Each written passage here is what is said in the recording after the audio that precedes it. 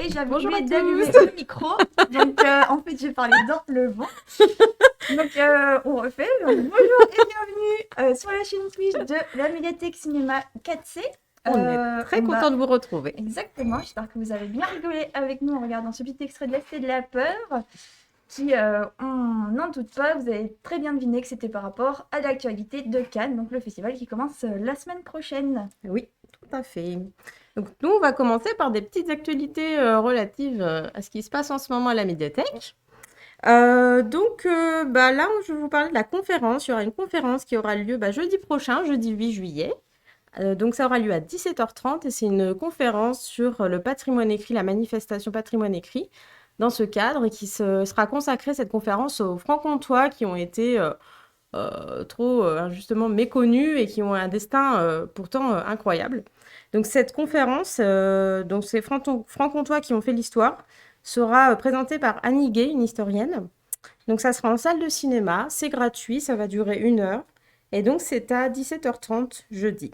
Voilà. Et en complément, ne pas oublier qu'on a une exposition au 2e étage de la médiathèque qui parle de ce sujet. Voilà.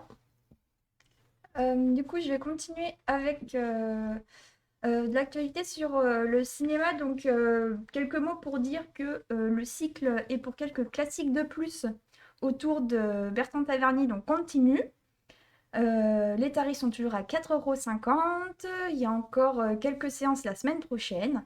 Et surtout, il va y avoir le samedi, donc samedi prochain, le 10 juillet à 22h, un ciné plein air avec le film Les 400 coups de Truffaut. Donc voilà, venez profiter d'un petit moment de cinéma sur le parvis de la médiathèque. On espère qu'il va faire beau, sinon ce sera repli en salle s'il pleut. Mais bon, on tente le coup et on espère que ce sera une belle soirée. Tout à fait. Donc en cinéma aussi, un autre moment qui est assez attendu la semaine prochaine. Donc c'est la sortie nationale du film Annette de Léos Carax, donc qui va faire en fait l'ouverture du Festival de Cannes mardi. Donc voilà, c'est une sortie vraiment importante et ce film il est sélectionné en compétition pour Cannes. Donc allez-y, essayez de vous lancer dans l'univers de Léos Carax si vous ne le connaissez pas. Donc c'est un film où on retrouve les acteurs donc Adam Driver et Marion Cotillard, donc des grosses têtes d'affiche quand même. Allez voir la bande-annonce, c'est assez intriguant, c'est plein de mystères, c'est aussi une comédie musicale. Ouais, nous, on n'a rien compris avec là quand on a regardé la bande-annonce. C'est très très intriguant. Voilà. On n'en dira pas plus, allez voir la bande-annonce et puis laissez-vous tenter par la première séance, puis ensuite on le diffusera. Pour la suite, il va être diffusé en film comme les autres. En programmation. Voilà, donc pour cette sortie nationale, la semaine prochaine. Et ensuite, l'événement que tout le monde attendait depuis le mois d'octobre est de retour. Je parle bien sûr du Pio-Ciné. Voilà, donc le Pio-Ciné, c'est la sélection jeune public et famille du cinéma des 4C. Je suis très contente qu'on ait un Pio-Ciné pour cet été, ça va être trop bien. Il commence mercredi prochain, donc pile poil pour les vacances. Donc pas d'excuses, vous aurez le temps de venir. Va y avoir plein de films. Donc il y aura une programmation pour juillet puis une programmation pour août. Le programme est disponible. Je suis désolée, j'ai de la buée sur ma lunette. Le programme est disponible alors pas encore en ligne, mais par contre au 4C, vous pouvez venir le récupérer le programme papier. Je peux le montrer. Donc il y a donc l'affiche et derrière vous avez le descriptif des films. Il n'y a pas encore les horaires des séances. Voilà. Les horaires des séances seront retrouvés dans le programme papier de la programmation courante. Tout à fait. On a fait ça, c'était plus pratique pour nous, pour programmer. Et sur notre site. Et ce sera sur notre site bien sûr, mais pour le moment c'est pas encore mis. Voilà. Mais ça va être mis d'ici à mercredi, ce sera tout bon. Et donc, il y aura la baleine. Et donc, il y aura la baleine et l'escargotte pour les enfants à partir de 3 ans. Et on poursuit aussi Wendy. Voilà. Donc, merveilleux pour commencer les vacances. Tout ça va être chouette. C'est très bien. Et bien voilà, c'était pour les actus des 4C. Ouais, on est bien là. On est pas mal. Allez. Donc voilà, moi je vais vous parler d'un coup de cœur récent que j'ai eu sur un album du groupe Balthazar. Donc Balthazar, c'est un groupe belge. Et les Belges sont très très forts en plein de domaines, et notamment en rock.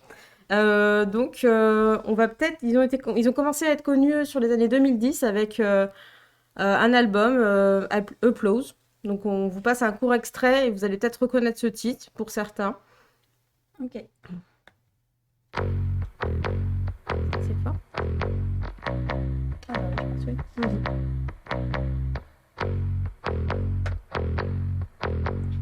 Cécile, elle a fait sa blague. Ah, j'ai pas vu. Go where you want when you know you can change your direction. Cause it always arrives, but it starts with another intention. Ok. Donc ça, c'était leur premier album. Donc on sent voilà, un bon groupe de rock belge qui savent y faire. Ils ont des bonnes influences anglo-saxonnes. Ils apportent un côté décontracté derrière qu'on aime bien. Donc il y a eu d'autres groupes belges connus. Hein. Il y a eu Ginzu, Deus, Girls in Hawaii. Voilà. Et eux ont commencé en 2010. Depuis, ils ont fait 5 albums. Donc Send, celui qu'on voit là, c'est le 5e qui est sorti en 2021 chez Pias. Et entre-temps, l'année dernière, en 2019, ils avaient sorti Fever, un album qui commençait à prendre une branche un peu plus funky, groovy, on va dire, avec des sons. On retrouve la basse qui est très présente, mais il y avait moins cet aspect uniquement basse, guitare, batterie. Là, ils introduisent des sons un peu plus chauds, un peu plus électro, tout ça. Donc Fever, ça donnait déjà l'ambiance. Donc je vous repasse un petit extrait de Fever pour que vous voyez l'évolution. But then I heard it and it hit the soft spot in my heart. Cause it comes easy to you. Just like I do too.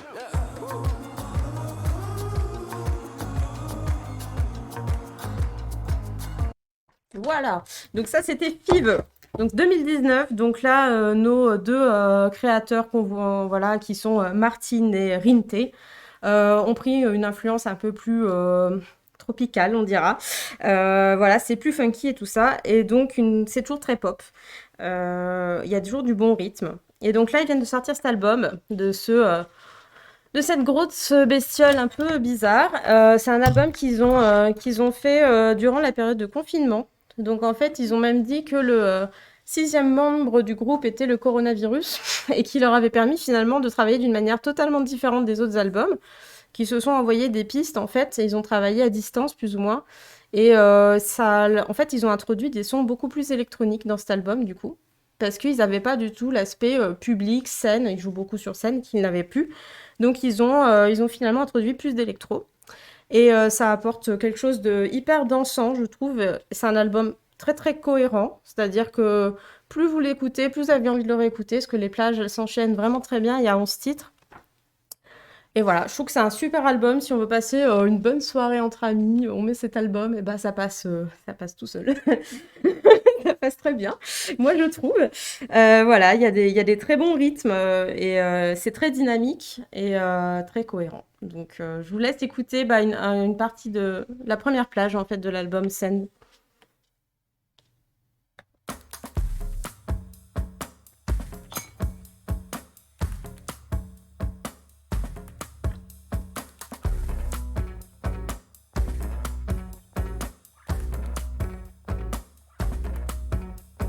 I'm not in a hurry to stop living this illusion. And I don't even wanna know how it's feeding my confusion. So can we take it all this time? No need to start choosing. See baby, ain't it fun to win? After so much losing. And anytime, anyhow, I'm living for this moment. But it means nothing. Le Arctic Monkeys, voilà, il y a des sonorités qui sont toujours très anglo-saxonnes, mais en même temps avec une fonction vraiment couplet qui marche très bien, c'est assez entraînant. Donc, je trouve que c'est un album de pop, indie pop du moment qui montre encore une fois que les Belges, ils sont forts, quoi. Vraiment, c'est des balèzes. Donc, et ça, c'est la deuxième chanson de l'album et je vous la mets parce que je la trouve top aussi. Ils ont sorti quelques singles là qui sont disponibles en clip sur YouTube et allez les voir, ils sont bien réalisés, on s'y croirait en Belgique là, donc c'est chouette. Ouais, on va manger des frites et des gaufres. Ça donne envie, ouais. Trop bien. Une ambiance, on va dire. Du coup, je viens celle-ci aussi. Vas-y. Ok. En fait, c'est un post café spécial Claire aujourd'hui. Ouais, tout à fait. Je vais me ralentir après. 13 minutes. On va arrêter. Je t'avais dit. You're here with me for the moment, but I know you're Et voilà.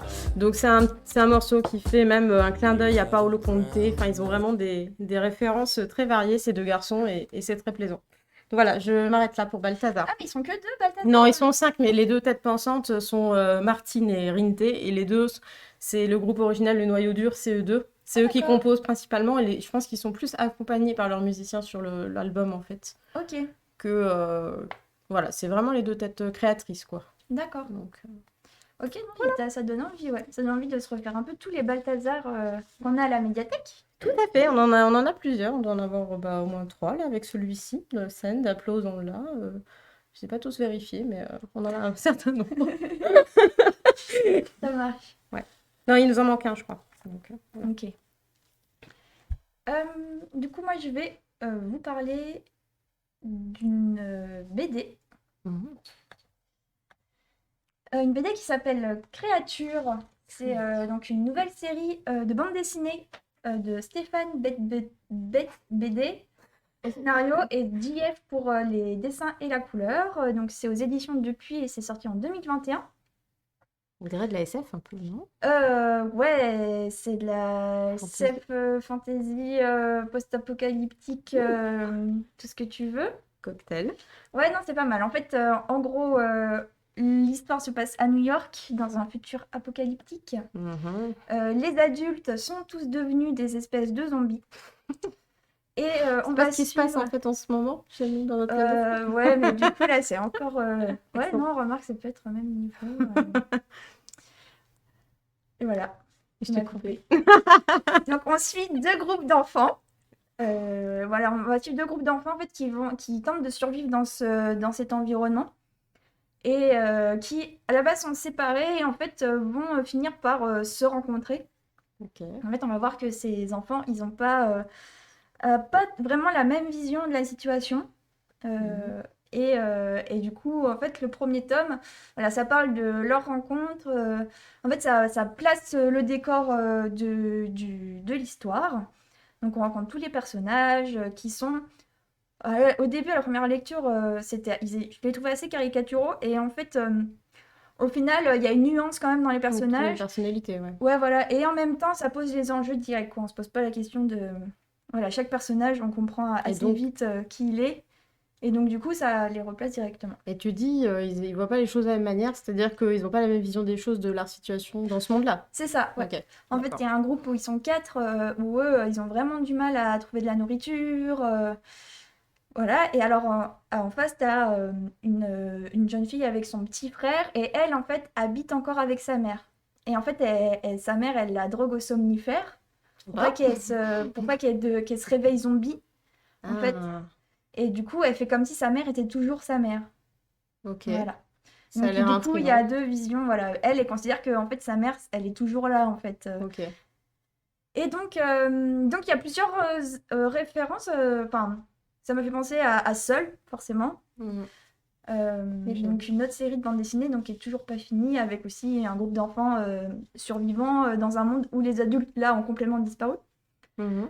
Mais il y a aussi référence à l'univers de Lovecraft. Mhm. En fait, la créature, comme on voit sur la couverture de la bande dessinée, elle a des tentacules. Elle a des tentapoulpes. Et voilà, donc déjà un peu référence à Cthulhu. Et à la fin, on apprend le nom en fait de la créature. Et en fait, le nom de la créature fait référence à une créature qui a été inventée par Lovecraft. D'accord. Donc Voilà. il y a carrément une référence directe. Non, il y a une Ok. référence directe en fait. Bon. L'ambiance est glauque et poisseuse, les couleurs elles rendent bien ça. Enfin, c'est vraiment. C'est de la C'est BD adulte ou jeunesse? jeunesse. D'accord, ok. C'est de la BD jeunesse pour les 12-13 ans, on va la mettre. Ok. Et ouais, du coup, assez sombre quand même comme univers. Enfin, les adultes, quand on les voit, en fait, ils sont en troupeau. Enfin, et quand la créature arrive, en fait, tu comprends qu'ils sont vraiment soumis à cette créature. Ils Enfin, il y sont a vraiment traqués, un quoi. truc, ouais, il y a vraiment un truc de Angoissant. très angoissant, ouais, et de Ah. très qui se prend en étau un peu L'univers a comme l'air ça. assez Oui, prenant. l'univers est D'accord. très prenant. C'est bien rythmé aussi. C'est vraiment, on passe d'action en action. Le découpage, il est vraiment intéressant. Et en plus, ce qui est intéressant aussi, c'est qu'un peu comme Seul, on ne sait pas ce qui s'est passé en fait. Mhm. Et c'est au lecteur ou lectrice De se resituer. voilà, en fait, au fur et à mesure des interactions entre les personnages, de leur dialogue, tu comprends en fait ce qui s'est passé plus ou moins. Enfin, du coup, tu es de leur point de vue, donc tu comprends pas tout. Et voilà, et du coup, ça donne vraiment envie de lire la suite, de Oui. savoir un peu qu'est-ce que va faire cette créature, quel est le rôle de ses enfants, pourquoi on voit que ses enfants. Oui, on voit pas d'autres groupes. Non, on voit pas d'autres groupes. Alors Très du bien. coup, on est à New York, donc bon, du coup, c'est un peu curieux. Oui. Les adultes, qui c'est pourquoi se sont transformés en zombies. Enfin, il y a vraiment plein de questions. Et oui, comme le dit Cécile, ça a été publié en feuilleton dans Oh. Spirou. Ah oh, excellent. Tout à fait, ouais. D'accord. Donc voilà, donc une bonne petite série qui Ouais. va bientôt arriver dans nos rayons. Donc À ne pas rater. à ne pas rater, ouais. C'est Tome 1. tome Donc. 1, tout à fait. Et on sait quand elle sera publiée le tome 2 parce que quand on se lance dans les séries en général, le tome 2 on l'attend avec impatience. Donc, Oui, non, bah, on sait pas. on sait pas. Pour Ok. le moment, il n'y a pas de date. Bon, très Voilà. bien. Mais bon, j'irai lire ça. Et ben merci pour la petite découverte BD. Et puis de rien. Cool. Et ben, du coup, moi, je vais vous parler encore une fois de musique. C'est original. Un jour, je changerai de thématique. Bon, en fait, on va vous l'avouer, Claire travaille en secteur musique, donc Donc voilà, mes lectures du soir. Donc non, j'ai vraiment adoré ce bouquin. Et c'est Les Moments Parfaits de Philippe Catherine par Thierry Jourdain qui publie chez Le Mot et le Reste, qui publie beaucoup en musique. Et puis bah là, c'est, si vous voulez, c'est comme une biographie de Catherine, c'est des interviews en fait.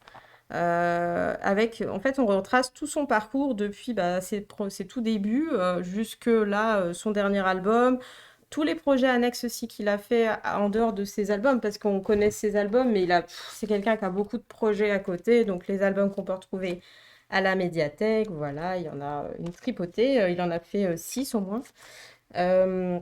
Et puis ce qui est sympa dans ce bouquin, c'est que finalement, il se lit très bien. C'est du coup comme c'est sous forme un peu de dialogue entre l'intervieweur et des amis, des membres du groupe de Philippe Catherine, c'est rythmé en fait, on s'ennuie pas. Et puis on découvre des choses qu'on sait déjà sur Philippe Catherine et des choses qu'on ne sait pas. Et donc les choses qu'on sait déjà, c'est que c'est un mec quand même super drôle, super sympa. Et un peu bizarre aussi, on va le reconnaître. Parce que dans le genre de créature bizarre, il aime bien jouer sur les choses peut-être un peu ambiguës, etc. Donc ça, c'était la pochette de son dernier album avec ce nez un peu bizarre et tout. Et voilà, il a eu un groupe qui s'appelait Jacob de Lafont. Enfin, Jacob de Lafont. ouais, c'est une marque de porcelaine de sanitaire. Ah. Ouais, c'est ça, mais c'est Jacob de Lafont. Les lavabos. Donc, ça, c'était à ses tout débuts. Bon, c'est très expérimental, Philippe Catherine, finalement. C'est ça qu'on comprend, c'est que c'est quelqu'un de très créateur, très joueur. Joueur parce qu'il c'est aussi un ancien joueur de basket professionnel.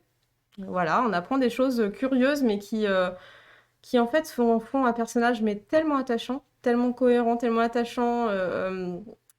Voilà, moi ça me donne, c'est le rêve de faire un repas avec Philippe Catherine. Il doit être tellement intéressant.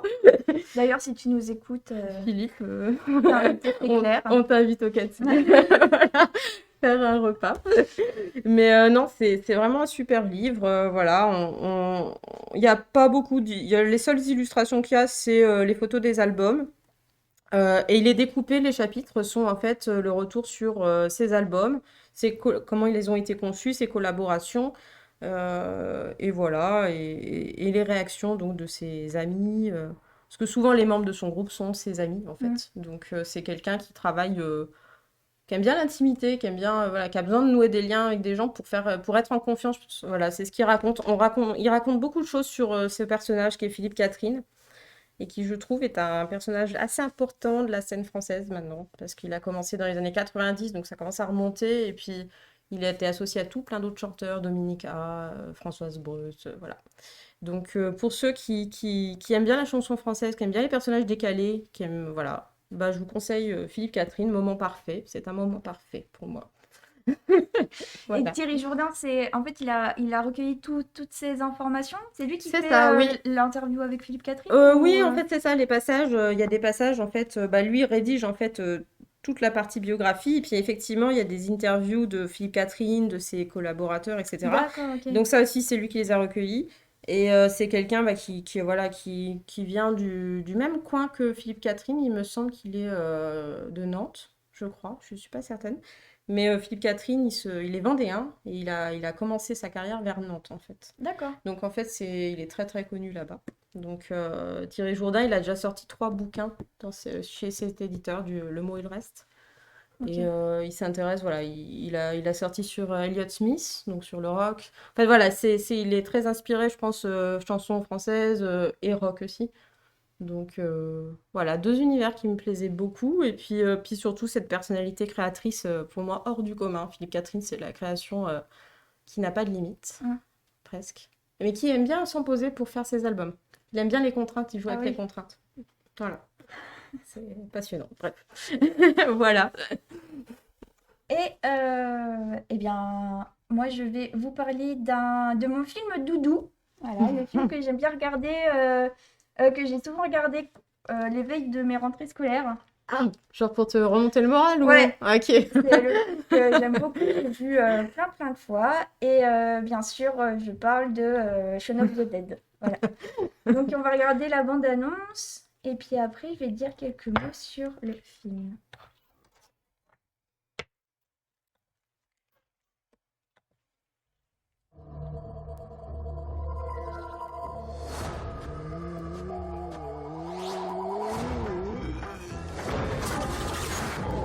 Vous vous êtes déjà dit que la vie moderne n'était pas vraiment votre tasse de thé? Vous faites tous les jours de la semaine le même boulot sans avenir. Votre grand amour commence à se faner? Pour une mère sublime. Oh. Vous avez parfois l'impression de devenir C'est pas la fin du monde. zombie. Vous n'êtes peut-être pas seul. Bravo. Les responsables refusent de commenter les événements, mais certains groupes religieux évoquent le jugement dernier. Les autorités encouragent les gens à ne pas quitter leur domicile. Il est hautement recommandé d'éviter tout contact avec eux.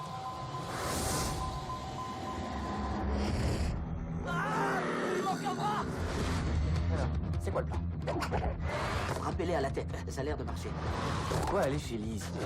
Parce que je l'aime. D'accord, chérie. Hey, fais quelque chose! 2 secondes. Et ne bougez plus.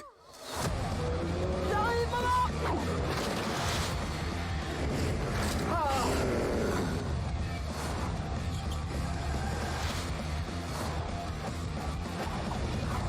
Attention, les voilà!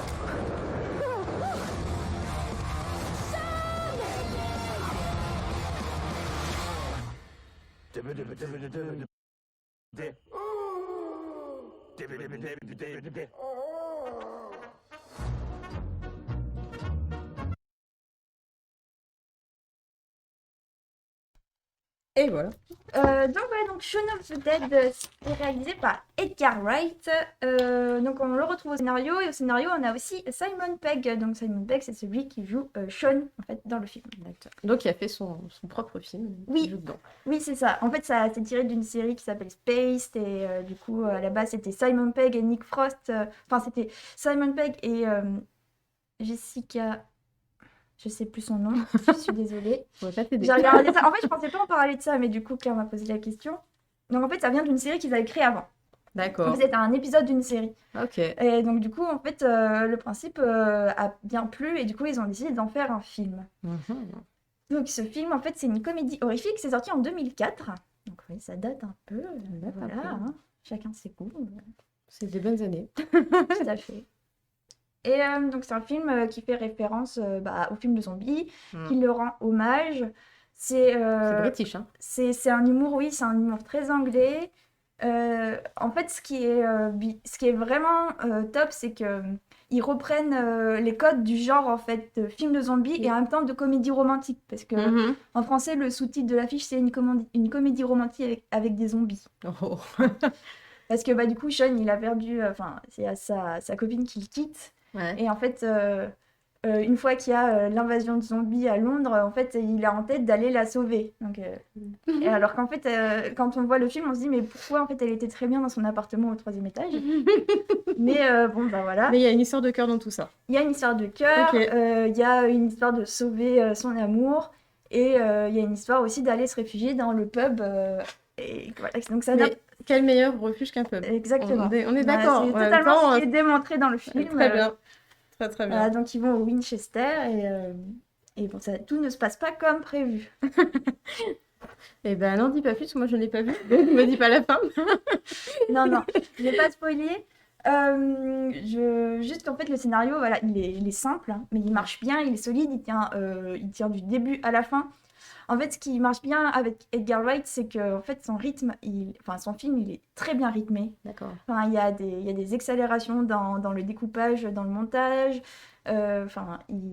Il joue beaucoup aussi avec la musique. La musique du film, elle est trop bien. Genre la scène d'intro. Dans la scène d'intro, t'as Ghost Town des Specials. D'accord. Donc du coup, c'est trop bien. En plus, Ghost Town, donc voilà, la ville fantôme, machin. C'était très. Ça renvoie. En fait, tout est fait référence. En fait, Ouais. le film lui-même fait référence à des films extérieurs.